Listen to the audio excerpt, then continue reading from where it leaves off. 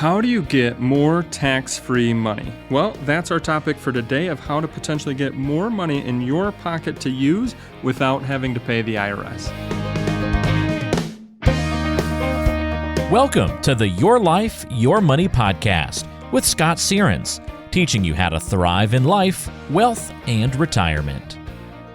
Welcome back to another episode of The Retirement Show, all about your life, your money, and today we're going to be talking about your taxes. Specifically, how do you get more tax-free money? Gosh, that sounds pretty good, right? More money coming into our pocket that we don't have to pay the IRS taxes on. So stick around. That's what we're talking about today. How do we get more tax-free money? And I'm your host, Scott Searens. My goal is to help you thrive in life, wealth, and retirement. So I've got a couple things before we get into our main subject today. First off, if you haven't yet and you're enjoying the show, sign up for our insiders list. You can sign up at lifemoneyshow.com. If today's subject of tax-free money sounds helpful to you and you want to hear more helpful tips just like today, you can go and sign up at lifemoneyshow.com, scroll down, sign up for the insiders list. It's going to provide you weekly retirement tips and tax reduction strategies to help you understand if you're on the right path to retirement. Some of our most recent insiders tips were 5 things to do within 5 years of retirement, understanding if you can work and collect Social Security at the same time. And then our most recent is which account should you take your money from first when you're in retirement. So again, if those topics sound helpful to you or additional subjects just like that, lifemoneyshow.com, scroll down, sign up for that insiders list. One other thing before we get started in how do you get more tax-free money. You know, it's been an interesting start to the year. Lots of talk about recession, lots of talk in regards to hard landing, soft landing, where's our economy going, the Fed's raising the interest rates. And I'll just say, a lot of maybe negativity out there in regards to our economic situation. And it is a very unique economic situation right now. And so I recently read this article and I wanted to give you my takeaways from this article. And what it was about, it kind of started off talking about coming into this year, 2023, inflation at 6% for 15 consecutive months, tech companies laying off people, IPO market being frozen, the housing market kind of headed towards a slowdown. Of course, we've seen this regional bank debacle. We just went through the debt ceiling debacle. And the article here from Michael Batnick, and I'm going to link to it in the show notes. So again, you can go to lifemoneyshow.com, and I'll link to this in the show notes, is created on June 2nd. And the title of the article was, Why Should I Hold Stocks? And it was a really interesting article because, as I'm sure you're thinking right now, and as if you were just to focus on news articles, and that's it, right? Just news headlines and news articles. And he says right here, and this is why it kind of really grabbed my attention, how many millions of American investors ask themselves the same question heading into 2023? Why should I own stocks when I can get close to a 5% risk-free rate in 1-year Treasury bonds? Now, it's a great question. Great question, because Treasury bonds, as he's talking about here, and again, this was as of June 2nd, but as he's talking about here, 5% risk-free rate, or approximately at that point in time. And I think what can be such easily forgotten, right, if we're only to focus on the news headlines, what can be so easily forgotten is that we're halfway through this year, and the article talks about being halfway through this year in the S&P 500, up 10%. And that's with 200 of the 500 stocks actually being down for the year. So 200 of the 500 S&P 500 stocks down for the year, and the index is still up 10%. So what does that mean going forward? Well, we really don't know, right? Nobody has that crystal ball. Will we be up by the end of the year? Will we be down by the end of the year? He did have another really good chart here from BMO Investment Strategy Group. Basically, what this chart says is that the S&P 500 has averaged a 6.7% gain in the 6 months following mega cap outperformance streaks. So why do I bring all of this up? Why what is my takeaway that I want to provide to you today? Because as he talked about, right? I mean, we've got people all the time kind of go, why do I own all of this risky stuff when interest rates are high? Look what I can get in an online savings account. Look at what treasuries are providing. And it's easy to follow what feels comfortable and safe. When the market felt comfortable and safe, guess what? Everybody was piling money into it until it didn't feel comfortable and safe anymore. And then cash felt comfortable and safe. And then people piled into that. But just remember, the Fed could lower rates just as easily as they raise them based on what happens in our economic situation. Comfort is an emotion. And I really want the takeaway to be from this, right, is to separate emotion versus logic. Again, emotion versus logic. And it's your strategy, your logical strategy is what's most important. History has shown that long-term stocks will outperform cash, stocks will outperform bonds, and it's easy to get sucked into what feels comfortable for today. But then are you doing what's going to be right for you, your financial situation, and your future? And so back to that, emotion versus logic, we want to focus on the logic of your strategy. Money that you're going to need in the short term, well, cash and bonds are less volatile than stocks and still a good place to put any money that you're going to need for your short-term withdrawals and your short-term needs. Now, money that you're going to need for your future, right? We just talked about inflation, 6% for the last 15 consecutive months. Well, the risk-free rates out there right now aren't outpacing that 6%. Do I think that inflation is going to be 6% forever? No, absolutely not. We're at a high now. Then as the Fed keeps raising interest rates, inflation will drop. And of course, it'll go back to averages and average out. But that's also why we need our long-term money, our money for growth. And that money for growth comes from, and back to his question, why do we own stocks? We own stocks so that way we have money that's growing to outpace inflation for the future, for our income in the future. And the only way to have all of this is to have a strategy. So instead of chasing comfort, we don't want to chase anything at all. My takeaway from this is it always comes back to, do you have a strategy in place?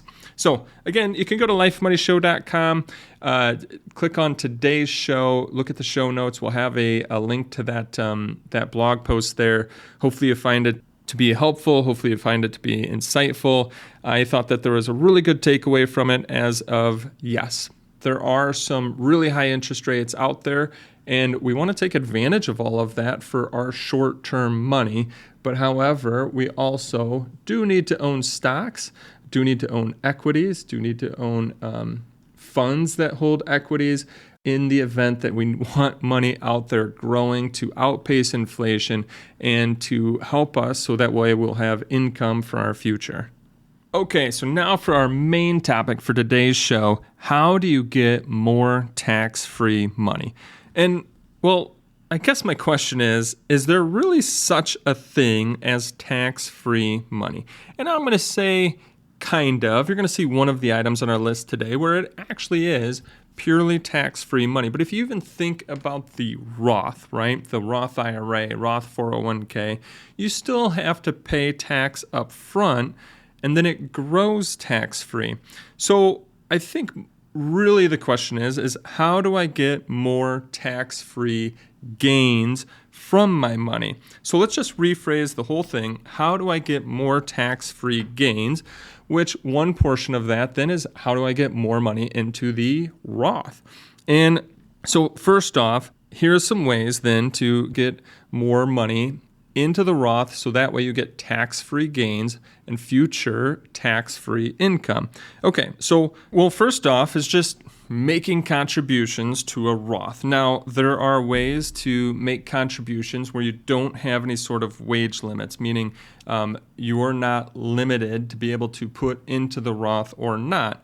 And then there are ways that do have wage limits. So let's just talk about the ways to get money into the Roth where there's no wage limits. And again, the Roth, you pay tax up front, but back to our question, how do we get more tax-free money? But reality, how do we get more tax-free gains is how do we get more money then into the Roth? So we pay tax up front, but then we've got it growing tax-free for our future. So a few ways to get money into the Roth where there's no wage limits, meaning no cap where you all of a sudden can't put money into the Roth. First off, the Roth 401k. Doesn't matter how much you make, as long as your company offers the Roth 401k, you're able to put money into it. You can make contributions to it. The next part is the SEP Roth. So maybe you are a self-employed business owner or a small company owner. Starting this year, 2023, they've now introduced the SEP Roth IRA. Now, those are two ways that you can get money into the Roth. And actually, in those ways, you're actually able to make higher contribution amounts than what you might be thinking of as the just normal Roth IRA. And I bring up the Roth IRA because the Roth IRA does have wage limits, meaning based on how much you make for the year, you may or may not be able to put money into the Roth IRA. And pay very, very close attention to that, because if you make over that amount, you don't want to make contributions to the Roth, because then you would have to go and make corrections and fill out a lot of IRS paperwork, and you don't want to have to go through that hassle. But anyways, you can make contributions to the Roth IRA. The contribution limits that you can make, or the contribution amounts that you can make, are lower limits than like the Roth 401k and the SEP Roth. The other thing to think about is if you have one spouse working and one spouse that's not working, or one spouse that's working and one spouse that's retired, as long as you have wage income coming in, you can also make a contribution to the spouse's Roth IRA. So 4 different things here that we just talked about: the Roth 401k, the SEP Roth, the Roth IRA, and if you've got one spouse working, one spouse not working, as long as you have wage income coming in, you can make contributions to that spousal Roth IRA as well. So we talked about wage limits because you might be thinking, well, that's great, Scott. I can put money into my Roth 401k. I'm maxing it out, but I make too much to put it into my Roth IRA. So how can I get more tax-free gains? How can I get more money into the Roth so I can get those tax-free gains over time? Well, if you've maxed out your Roth 401k, you make too much to put it into the Roth IRA, have you thought about the backdoor Roth IRA process? And what that is that's making an after-tax contribution to your regular IRA. Again, an after-tax contribution, and then you immediately convert it to a Roth IRA. Now, this one you really want to talk with your tax professional, your financial professional, because one thing that you got to be aware of is what they call the Pro-Rata rule. And what that means, and I'm just going to kind of keep this simple, if you have other IRA money other than this after-tax contribution that you're making to your IRA, if you have other IRA money, be very, very, very careful in doing the backdoor Roth process, because what they'll do is they're actually going to consider part of your other IRA money as you go and do this conversion. So I'm just going to say, let's just keep this simple here today. If you don't have any other IRAs, really consider that backdoor Roth process. If you do have other IRAs, talk to your financial professional, talk to your tax professional. Maybe there's some ways where you can reallocate or roll over money so you can still do the backdoor Roth process, getting more of that tax-free growth. Give you a quick story. Work with a couple in which one spouse is working, one spouse is not working. They actually make over the wage limits to put into their regular Roth IRAs, but they do not have any other IRAs. All of their money is in their 401ks. Well, the 401k money is not considered part of this pro-rata rule. So for each of those spouses, what we're doing is we're making, for the wage earner, we're making the after-tax contribution, but same thing for the non-wage earner. We're actually making the after-tax IRA contributions for them as well, and then we go ahead and convert that money over into a Roth. That gets now the money growing tax-free for them. Same thing, maybe you do have the IRAs, maybe you don't. Maybe you're just looking for additional ways, you're doing the backdoor Roth process, you're maxing out your Roth 401k, and you're saying, hey, what else is out there? How can I get more money growing tax-free for me so I'll have future tax-free income? Well, similar, and depending on your employer plan, you might be able to make after-tax contributions to your 401k. It's kind of the same thing as the process I was just talking about there. You make after-tax contributions to your 401k, and then in your plan, you convert it to the Roth portion of your plan. Again, very plan specific. You're going to want to call your plan. First off, ask them if you can make after-tax contributions. If you can, then you're also going to want to ask them if you can make conversions of those after-tax contributions over into the Roth portion of your plan. Okay, so we've got 3 different ways here of making contributions, just normal ways of making contributions, backdoor Roth contributions, after-tax contributions to your 401k that you convert. Now, how else can we get more money into the Roth growing tax-free? Well, one other way is the Roth conversion. Now, are Roth conversions right for you? This is unique and specific for everybody's situation. It depends on how much money you have in your 401ks and IRAs and what your future taxable income might be looking like. Because when you do a Roth conversion, again, as we talked about, there's very few such things as actual tax-free income, right? Because most of the times, just like a Roth, you're paying the tax on that money up front. But how do we get tax-free gains, tax-free growth for future tax-free withdrawals? So the Roth conversion, similar to what we've been talking about, you got to pay the tax today, meaning you're going to take money out of your IRA or out of your 401k. You're going to pay the tax today on it, convert it over into your Roth, where it then will grow tax-free and you can take all the future withdrawals tax-free. Is this right for you? Well, right now with the Tax Cuts and Jobs Act passed in 2017, tax rates were lowered across the board. It's scheduled to expire at the end of 2025, which then means tax rates would go up. It all depends on where you feel your taxable income will be in the future versus where it's at today. So does a Roth conversion make sense for you? We have some clients, yes, where we're doing hundreds of thousands of dollars of Roth conversions, some that we're doing a few $1,000s. We're all trying to strategize it according to their tax brackets. And then we have clients where we're recommending that they don't do Roth conversions because based on their projections, they should potentially have lower taxable income in their future than where they're at today. Okay, now we've kind of covered the Roth. But how else do we get more tax-free money? So I've got a few, I'll call it bonus items here. I told you one that would be totally tax-free. And then another one here where, again, it just kind of relates to tax-free gains. So let's start with that one. Where could you go to get tax-free gains? Well, one thing that you could do is you could sell your primary house for a gain. Now, there's specific rules around this, but as long as you've lived in your primary home for 2 years, out of the last 5 years, but for at least 2 years, and let's say there's a gain in your home, as a single, you can exclude up to $250,000 of gains when you sell your home, or if you're married filing jointly, you can exclude up to $500,000 worth of gains. So let's just say you've owned your home, you've lived in it for at least 2 years, you're selling it for a gain. There you go. There's some tax-free income for you.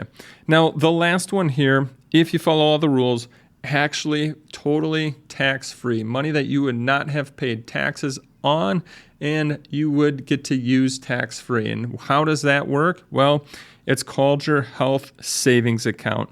If you are working with an employer who offers a high deductible health plan and then also gives you the ability to contribute to a health savings account, that's another way to get tax-free money for you and for your future. So how it works, you put money into the health savings account. When you do, you get a tax deduction. The money in that health savings account grows tax-free. But here's the kicker. In case you're thinking that you're going to use it for income for you to go live your lifestyle, not necessarily the case. You see, the health savings account can only be utilized for qualified medical expenses. But as long as you're using it for qualified medical expenses, paying for your Medicare, paying for your doctor's bills, paying for your prescriptions, on and on. You can go online and look at qualified medical expenses for health savings accounts. All of that money then can be used tax-free. So as you see, that one does actually have the triple tax benefit. You didn't pay any tax up front. You got a tax deduction, grows tax-free. Use it for the qualified medical expenses. You can use it tax-free as well. We've been working with a few clients here recently in which we've switched them. We've taken a look at what they spend on an annual basis from a medical standpoint. It's made more sense that they switch over to the high deductible health plan. They're fully focused on maxing out their HSA each and every year. They're getting that tax-free growth. They're trying not to use the HSA while they're still working. And then that way, when they retire, they now have tax-free money to be able to pay for their Medicare, to be able to pay for their doctor's bills, to be able to pay for health expenses that they might have in retirement. And we've got that money invested, so it's compounding and growing, and hopefully growing for them over time. So there we go. How do we get more tax-free money? Well, as you'll see, it's more focused on how do we get more tax-free gains? How do we get more tax-free growth? A lot of it's based on the Roth IRA, but you could also sell your home. And if your company allows it, you can use that high deductible health plan and contribute to your health savings account. Hey, hope you enjoyed today's episode. Just keeping it really focused today, tax-free money. If you've enjoyed today's tips and you want to hear other subjects just like today, go to our website, sign up for our insiders list. Again, that's lifemoneyshow.com. You can scroll down. What it is it's our weekly email. It's going to provide you retirement tips, tax reduction strategies to help you understand if you're on that right path towards retirement. As I had mentioned earlier, a few of the most recent emails that came out: which accounts should you take your money from first in retirement, understanding if you can work and collect Social Security at the same time, and then 5 things to do within the 5 years of retirement. If you want to hear tips like that and much more, again, lifemoneyshow.com, scroll down, sign up for our insiders list. Hey, hope you enjoyed today's show. Subscribe on your favorite podcast player, and I look forward to our next conversation to helping you enjoy life today and being financially confident about your retirement. Insurance products are offered through the insurance business Sierens Financial Management, Inc. Sierens Financial Group, Inc. is an investment advisory practice that offers products and services through AE Wealth Management, LLC, AEWM, a registered investment advisor. AEWM does not offer insurance products. The insurance products offered by Sierens Financial Management, Inc. are not subject to investment advisor requirements. AEWM and Sierens Financial Group, Inc. are not affiliated companies. Investing involves risk, including the potential loss of principal. Any references to protection, safety, or lifetime income generally refer to fixed insurance products, never securities or investments. Insurance guarantees are backed by the financial strength and claims-paying abilities of the issuing carrier. This podcast is intended for informational purposes only. It is not intended to be used as a sole basis for financial decisions, nor should it be construed as advice designed to meet the particular needs of an individual situation. Please remember that converting an employer plan account to a Roth IRA is a taxable event. Increased taxable income from the Roth IRA conversion may have several consequences, including, but not limited to, a need for additional tax withholding or estimated tax payments, the loss of certain tax deductions and credits, and higher taxes on Social Security benefits and higher Medicare premiums. Be sure to consult with a qualified tax advisor before making any decisions regarding your IRA. Sierens Financial Group, Inc. is not permitted to offer, and no statement made during the show shall constitute tax or legal advice. Our firm is not affiliated with or endorsed by the U.S. government or any governmental agency. The information and opinions contained herein provided by third parties have been obtained from sources believed to be reliable, but accuracy and completeness cannot be guaranteed by Sierens Financial Group, Inc.